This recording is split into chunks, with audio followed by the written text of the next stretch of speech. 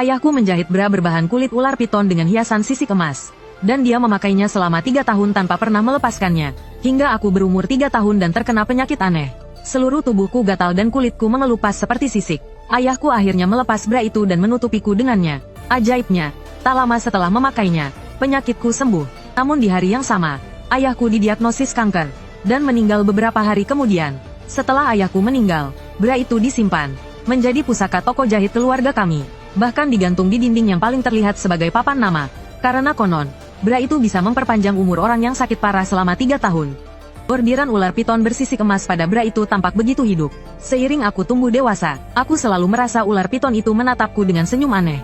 Seolah-olah ia akan merayap turun dan memakanku. Hingga di suatu malam saat aku berumur 21 tahun, dalam mimpiku, ular piton itu berubah menjadi bayangan dan merayap turun. Ia masuk ke selimutku dan melilit kakiku. Lalu sepasang tangan membelaiku. Suwan, kau tahu siapa aku? Aku seperti dikendalikan oleh suatu kekuatan dan tidak bisa bergerak.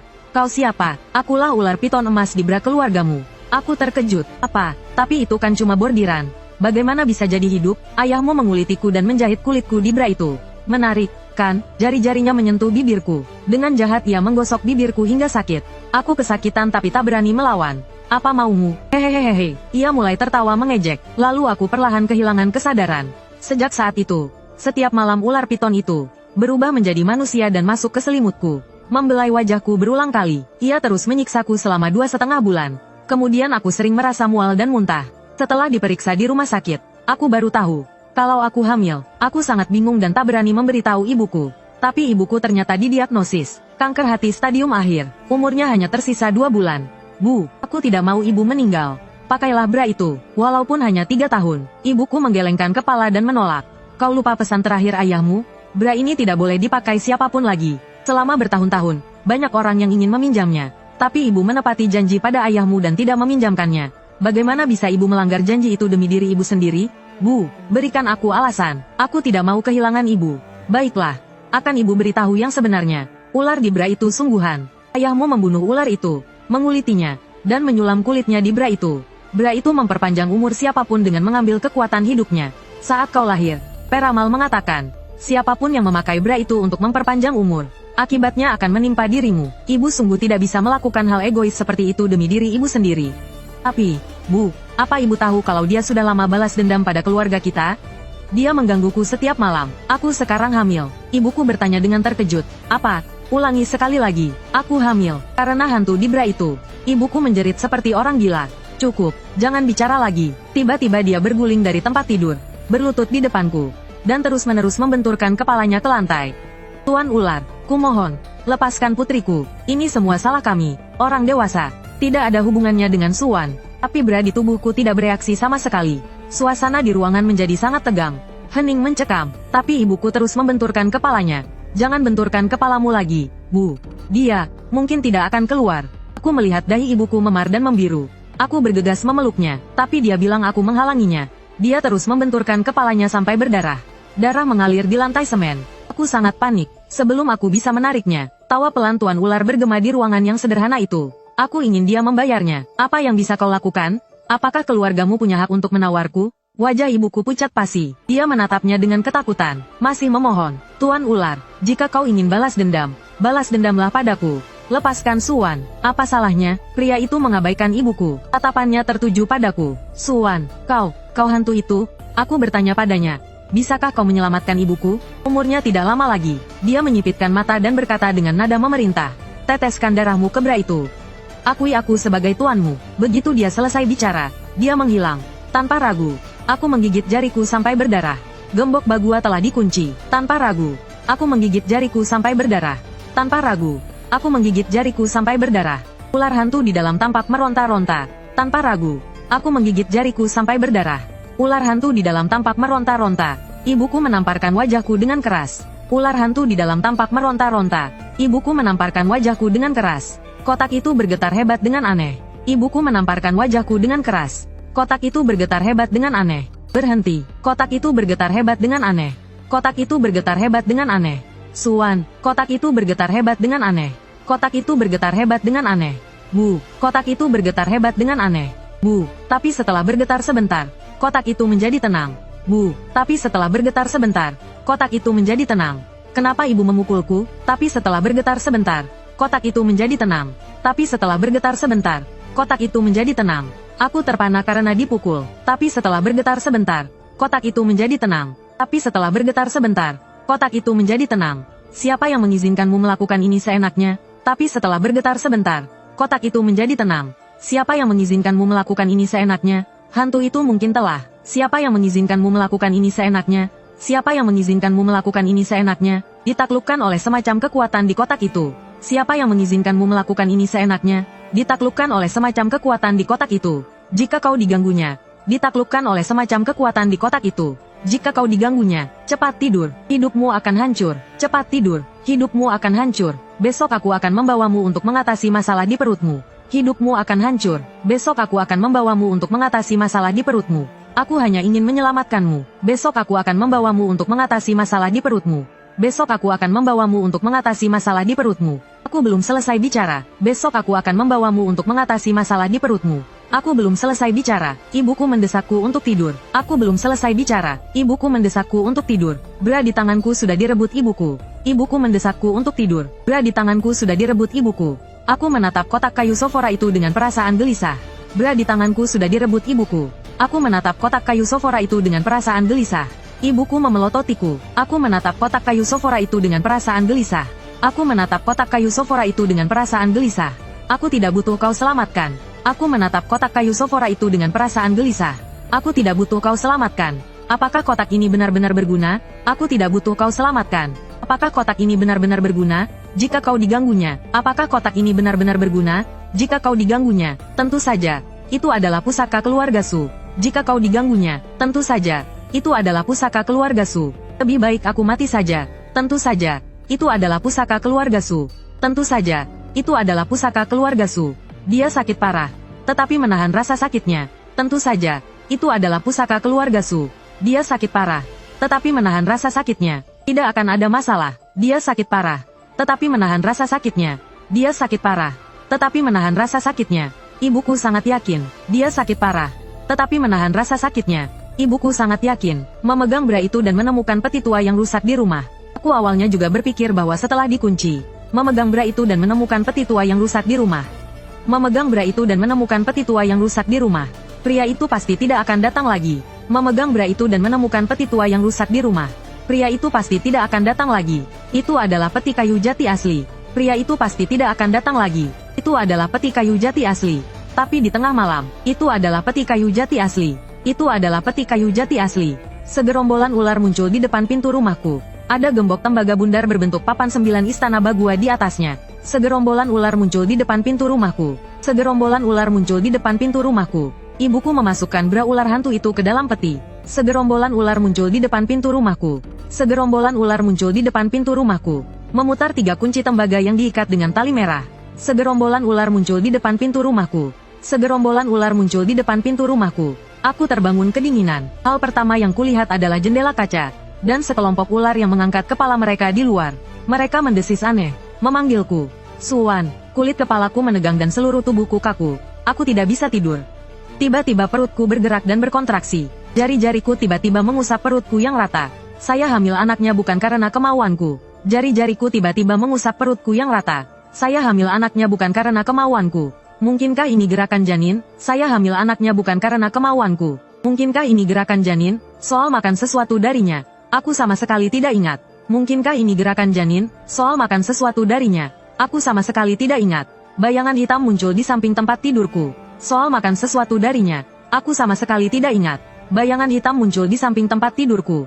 Dia tersenyum dingin dan mencengkeram daguku. Bayangan hitam muncul di samping tempat tidurku. Dia tersenyum dingin dan mencengkeram daguku. Seseorang membungkuk dan berbisik di telingaku. Dia tersenyum dingin dan mencengkeram daguku. Seseorang membungkuk dan berbisik di telingaku. Bibinya yang dingin dan lembut menciumku. Seseorang membungkuk dan berbisik di telingaku. Hanya sebuah kotak rusak. Bibinya yang dingin dan lembut menciumku. Hanya sebuah kotak rusak. Masih ingat atau tidak? Hanya sebuah kotak rusak. Bagaimana kamu belajar bicara? Jangan. Jangan mendekat. Bagaimana kamu belajar bicara? Jangan. Jangan mendekat. Tiba-tiba aku teringat saat umur 3 tahun. Sebelum ayahku meninggal. Jangan. Jangan mendekat. Tiba-tiba aku teringat saat umur 3 tahun. Sebelum ayahku meninggal. Kumohon. Ampuni aku. Tiba-tiba aku teringat saat umur 3 tahun, sebelum ayahku meninggal. Tiba-tiba aku teringat saat umur 3 tahun, sebelum ayahku meninggal. Ku merasa ketakutan saat melihatnya. Tiba-tiba aku teringat saat umur 3 tahun, sebelum ayahku meninggal. Aku merasa ketakutan saat melihatnya. Sepertinya dia memasukkan sesuatu yang bulat ke dalam mulutku. Aku merasa ketakutan saat melihatnya. Sepertinya dia memasukkan sesuatu yang bulat ke dalam mulutku. Tapi pria itu tidak menghiraukanku. Sepertinya dia memasukkan sesuatu yang bulat ke dalam mulutku. Tapi pria itu tidak menghiraukanku. Dia sepertinya tahu apa yang kupikirkan. Tubuhnya yang tinggi besar dengan seenaknya. Dia sepertinya tahu apa yang kupikirkan. Menutupi tubuhku. Dia sepertinya tahu apa yang kupikirkan. Menutupi tubuhku. Itu adalah inti dalam diriku, menutupi tubuhku. Menutupi tubuhku. Di tengah pergumulannya menutupi tubuhku. Di tengah pergumulannya, memakan milikku. Mengandung anakku. Di tengah pergumulannya, memakan milikku. Mengandung anakku. Tanpa sadar aku tertidur lagi. Memakan milikku. Mengandung anakku. Tanpa sadar aku tertidur lagi. Dan masih ingin mengingkarinya. Tanpa sadar aku tertidur lagi. Dan masih ingin mengingkarinya. Keesokan harinya aku terbangun dengan lemas dan masih ingin mengingkarinya. Keesokan harinya aku terbangun dengan lemas. Aku makan apa darimu? Keesokan harinya aku terbangun dengan lemas. Keesokan harinya aku terbangun dengan lemas. Ku merasa putus asa dan tertekan. Keesokan harinya aku terbangun dengan lemas. Aku merasa putus asa dan tertekan. Saat diukur suhu tubuhku 38,5 derajat. Aku merasa putus asa dan tertekan. Saat diukur suhu tubuhku 38,5 derajat. Sepertinya sedikit demam. Aku tidak bisa makan sarapan apapun. Ibuku melihatku muntah sampai empeduku keluar. Dia menepuk punggungku dan terus menenangkanku. Tidak apa-apa, nanti di rumah pamanmu. Semuanya akan baik-baik saja. Baru aku tahu ibuku ingin pamanku membantunya. Saat itu mobil yang ibuku panggil sudah datang. Yang menjemput kami adalah pasangan yang mengendarai mobil ilegal di desa. Mobil berhenti di dekat tebing. Awalnya aku berpikir, apakah pasangan ini tersesat di gunung dan berhenti di tempat yang salah? Bu, apakah mereka berhenti di tempat yang salah? Ibu mengangkat kotak kayu akasia yang dibawanya. Dan berkata padaku, benar. Disinilah tempatnya. Ia turun dari mobil sambil membawa kotak itu. Berjalan ke tepi jurang. Dan langsung melempar kotak itu ke jurang. Setelah itu, ibu menangkupkan kedua tangannya dan bergumam sesuatu. Kurang dari setengah menit, ia kembali ke mobil. Aku benar-benar terkejut melihat kejadian itu dari jendela mobil. Ibu benar-benar membuang bra yang telah digantung di rumah selama belasan tahun itu. Suasana hati ibu tampak baik setelah kembali ke mobil. Bra ular hantu itu sudah dibuang oleh ibu. Ia tidak akan mendatangimu lagi. Daerah ini dikelilingi pegunungan. Sepi, dan jarang dikunjungi orang. Membuang kotak kayu akasia ke bawah sana sama saja menguburnya di gunung. Aku merasa lega karena terbebas dari ular hantu yang mengerikan itu. Tetapi aku juga khawatir. Tapi bagaimana dengan penyakitmu? Penyakitku tidak apa-apa, Suwan. Jika kau berkorban untuk penyakitku, aku lebih baik mati. Aku tidak akan pernah menerimanya. Ibu berkata dengan sangat tegas. Aku hanya bisa diam. Entah kenapa. Setelah kotak kayu akasia itu dibuang, demamku yang rendah berubah menjadi demam tinggi. Dahiku terasa sangat panas, panas seperti besi panas. Saat aku merasa pusing karena demam, pria yang mengemudi tiba-tiba menginjak rem dan berhenti mendadak. Terdengar suara pria itu berkata dengan sedikit kesal. Penjaga desa Gujing, Wang Erdan, menghalangi jalan. Tidak mengizinkan masuk, hanya ada satu jalan masuk ke desa. Kalian berdua, ibu dan anak, harus turun dan berjalan kaki jika ingin masuk. Istri pria itu berkata dengan tidak sabar, mengusir kami. Kami masih punya pesanan lain. Bukan hanya kalian, Nyonya. Silakan saja, sudahlah. Wan, jangan cari masalah. Ibu menasihatiku. Lagi pula, pamanmu sebentar lagi sampai. Aku menghela napas dan mengangguk. Mau tak mau, aku turun dari mobil bersama ibu. Penjaga desa, Wang Erdan, adalah orang yang kurang waras. Ia berjalan ke arah kami sambil tersenyum-senyum. Terus menatapku. Gadis muda, cantik sekali, membawa bayi kecil. Tidak boleh masuk. Kenapa tidak boleh masuk? Ibu bertanya pada Wang Erdan. Wang Erdan tersenyum misterius. Di sini ada sarang iblis. Memakan orang dewasa dan anak-anak. Wang Erdan bilang desa Gujing adalah sarang iblis dan aku tidak boleh masuk. Apa maksudnya? Saat itu, pamanku, Su Chongsun, datang mengendarai sepeda motor. Melihat Wang Erdan menghalangi kami, ia membentak Wang Erdan dengan wajah marah. Enyah, kalau masih menghalangi, ku lepaskan anjing untuk menggigitmu. Wang Erdan ketakutan dan menangis. Ia menyingkir ke pinggir jalan sambil menyeka air matanya. Pamanku menghampiri aku dan ibu. Suaranya menjadi jauh lebih lembut. Suwan, kakak ipar, maaf aku terlambat. Kalian jadi diganggu orang bodoh ini. Yuan demam tinggi. Ibuku meminta bantuan pada pamanku. Pamanku memakaikan helm di kepalaku. Tapi tatapannya tertuju pada perutku. Ada sedikit kegelapan di matanya. Beginilah rasanya dililit ular. Ayo naik. Aku antar kalian pulang dulu. Pamanku naik motor duluan. Aku susah payah naik ke jok belakang. Tapi aku melihat Wang Er dan mengintip dari sela-sela jarinya yang menutupi wajahnya. Dia ternyata sedang tertawa diam-diam.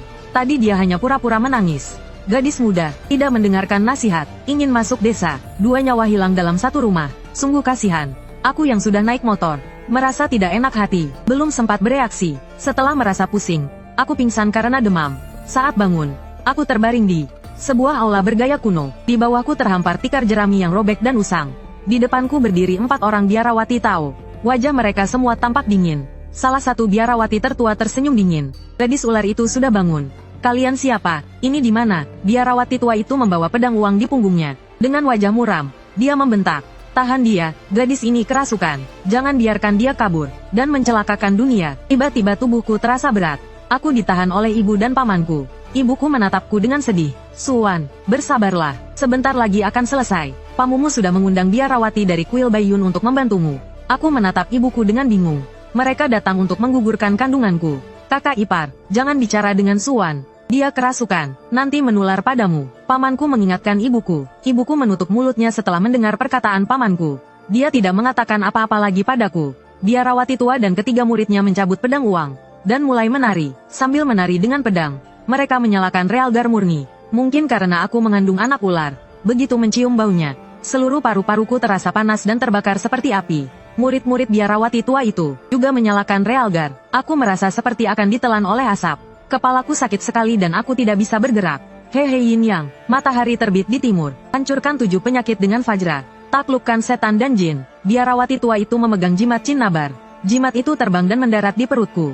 Tiba-tiba perutku terasa sakit seperti dipukul palu. Saking sakitnya, kukuku mencakar tikar sampai berlubang. Sela-sela kukuku penuh darah. Bu, aku tak tahan.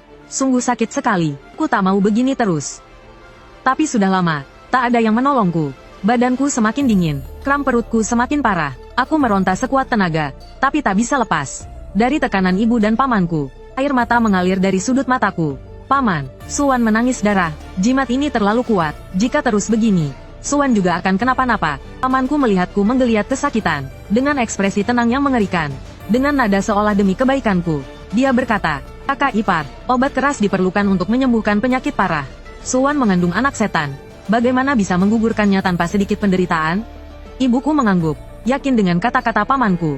Hatiku hancur berkeping-keping. Di tengah rasa terbakar dan koyak di dalam tubuhku, aku memuntahkan darah. Berani-beraninya kalian membunuh anakku. Kalian keluarga Su sungguh berani. Sebuah kaki panjang melangkah masuk dari ambang pintu. Dengan satu gerakan tangan, jimat kertas di perutku melayang dan terbakar sendiri tanpa api. Seketika menjadi abu. Tekanan berat di tubuhku langsung hilang. Rasa sakit yang menyiksa di perutku pun lenyap. Aku langsung duduk. Kau, bukankah kau sudah dibuang? Ibuku lebih terkejut daripadaku. Dia mundur selangkah dan hampir pingsan. Siluman ular kurang ajar. Berani kau muncul lagi. Lihat saja. Aku akan membinasakanmu. Pendeta Tao itu berteriak dan melemparkan sebuah jimat merah darah. Pria itu hanya mengibaskan lengan bajunya, dan jimat itu kembali terbakar sendiri. Dan apinya menyambar jubah sang pendeta. Api yang berkobar membuat pendeta Tao itu berguling-guling di lantai. Untuk memadamkan api, pendeta Tao itu gagal menyerangnya. Malah jubahnya hangus terbakar. Dengan wajah ketakutan, ia merangkak bangun. Kau sebenarnya siluman apa? Pria itu tersenyum sinis. Kau murid dari aliran mana? Sebegini tidak tahunya, gurumu tidak mengajarimu untuk berlutut di hadapan yang mulia. Pendeta Tao itu baru saja mengenalinya. Lalu dengan gemetar ia berlutut dan meminta maaf. Anda Raja Ular, maafkan aku yang bodoh ini. Aku belum sempat menyelesaikan permintaan maafnya. Darah tiba-tiba menyembur dari 7 lubang di wajah pendeta Tao itu. Warna kulitnya langsung memudar. Bruk, tubuh kurus kering pendeta Tao itu jatuh terlentang di tanah. Karena kau begitu bodoh, pergilah sana. Dalam sekejap, pria itu menghilang. Setelah beberapa saat, pamanku memberanikan diri, mendorong tubuh kaku pendeta Tao itu. Guru, Anda baik-baik saja, Guru. Bangunlah, Suwan masih mengandalkanmu. Guru Chongsun sudah tidak bernapas. Paman kedua berjalan mendekat dan memeriksa napas pendeta Tao itu. Kemudian seluruh lengannya gemetar. Suara napas terengah-engah terdengar silih berganti di dalam ruangan. Ular hantu itu benar-benar kejam dan kuat. Bahkan pendeta Tao Baiyun yang sakti kalah di tangan ular hantu itu. Dalam sekejap, dari hidung pendeta Tao itu muncul seekor ular kecil berwarna-warni. Ia membuka mulutnya yang bertaring tajam dan dengan ganas menggigit jari paman kedua. Untungnya, reaksinya cepat dan menarik tangannya. Paman kedua melotot dan mengangkat sebuah kursi dan langsung memukul ular itu hingga mati. Su Xiaomin segera menarik paman kedua dan membawanya menjauh dari mayat pendeta Tao. Ibuku juga datang dan menarikku ke samping. Wan, ular hantu itu tidak melakukan apapun padamu, kan? Tidak, sepertinya dia hanya menyerang pendeta Tao itu. Tiba-tiba, terdengar suara tangisan wanita yang memilukan dan menyedihkan. Aku terkejut dan mencari sumber suara itu. Itu adalah 3 murid muda pendeta Tao yang telah meninggal. Mereka menangis terseduh-seduh di samping jenazah guru mereka. Guru, kematianmu sungguh tragis. Guru, setelah kau pergi, apa yang harus kami lakukan? Ku melihat jenazah di lantai, dan semakin lama semakin merasa aneh. Aku memperingatkan dengan keras. Guru kalian meninggal karena gigitan ular. Mungkin masih ada ular berbisa lain di dalam tubuhnya. Begitu aku selesai bicara, seekor ular kecil tiba-tiba muncul dari lubang hidung jenazah yang lain. Untungnya aku sudah memperingatkan mereka. Para murid pendeta Tao itu tiba-tiba menjadi pucat pasi. Mereka menjerit dan berguling mundur. Kali ini ibuku yang memukul ular itu hingga mati. Suan, kau dan ibumu istirahatlah dulu. Kami yang dewasa akan mengurus ini. Paman keduaku tiba-tiba berkata kepadaku. Dia tidak lagi menyinggung soal aborsiku. Setelah mengalami semua ini, aku merasa merinding. Aku menolak dan berkata, Paman, aku ingin pulang. Kurasa lebih baik aku dan ibuku tidak merepotkanmu. Turuti saja, sudah malam. Tidak aman bagi kalian berdua, wanita, untuk bepergian di malam hari. Paman keduaku membujukku, lalu berkata kepada ibuku dengan sungguh-sungguh, Kakak ipar, temani Wan untuk istirahat. Kau sedang sakit. Bagaimana jika terjadi sesuatu padamu? Bagaimana dengan Suan? Ibuku sangat percaya pada paman kedua. Dia mengangguk dan menuruti. Maaf merepotkanmu, Paman. Maafkan Suan telah merepotkanmu. Merepotkan apa? Kita semua keluarga. Aku akan mencari orang sakti yang lebih hebat untuk mengusir roh jahat dari Suan. Paman keduaku berkata dengan penuh tekad. Ibuku berterima kasih berkali-kali kepada paman kedua. Kemudian, paman kedua membawaku dan ibuku ke kamar tamu di lantai atas untuk beristirahat. Tapi aku tiba-tiba teringat masa kecilku. Sepertinya ada konflik antara paman kedua dengan ayah dan kakekku.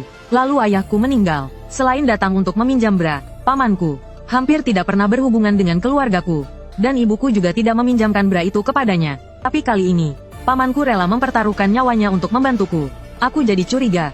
Pamanku pasti punya motif tersembunyi. Tanpa sadar aku tertidur dari sore hingga larut malam. Aku terbangun oleh suara desisan ular. Ketakutan. Aku bangun dan membuka tirai jendela untuk melihat. Benar saja, banyak ular berkerumun di depan pintu rumah pamanku. Panik. Aku bergegas ke kamar mandi. Ketika aku keluar, aku melihat jejak kaki berdarah di koridor yang remang-remang. Aku mengikuti jejak kaki itu. Di kejauhan, tampak seorang wanita tua berambut putih. Nenek tua itu merasakan sesuatu dan tiba-tiba menoleh. Aroma manusia hidup. Siapa yang diam-diam mengikutiku? Aku cepat-cepat kembali ke kamar mandi dan menahan napas.